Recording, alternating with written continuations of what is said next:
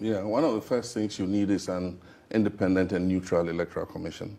And I believe that with the change that took place in the leadership of the commission, we don't feel confident that the commission is sufficiently independent and neutral because of certain things that have happened.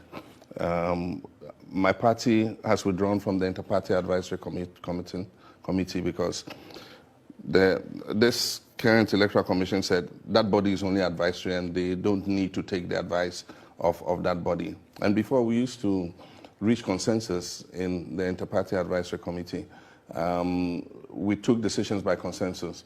Now what they've done is resurrect so many small parties, and then as soon as anything comes for discussion, they quickly say, let's vote. And then they have all these parties on the side of the commission and the ruling party, and they vote by majority and say, look, the decision is taken.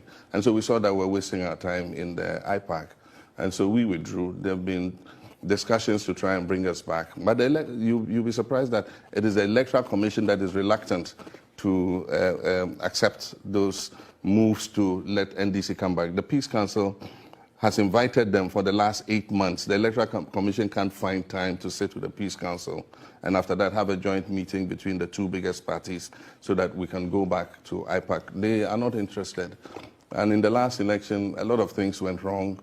On the pink sheets that we record the results, they did not make allowance for the number of people biometrically registered.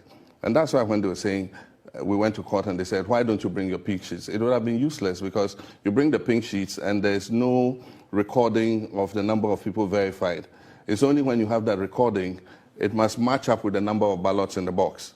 And so if the Electoral Commission gives you a form that does not make provision for people verified, then what is the need for us putting our fingers on that verification machine? So a lot of things went wrong. We've done our postmortems.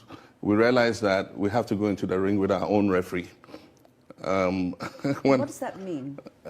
It means we must take advantage of, the systems that are given for political parties to police the poll. And so it means that we must be extra vigilant at the polling station level, at the collation level, and the final tally level. And so we're going to be much more vigilant than we were in the past. You expect that the commission is neutral, and so there are some things you take for granted. But this time, we're not taking anything for granted. I use that metaphor because of one of our boxing legends, Azuma Nelson.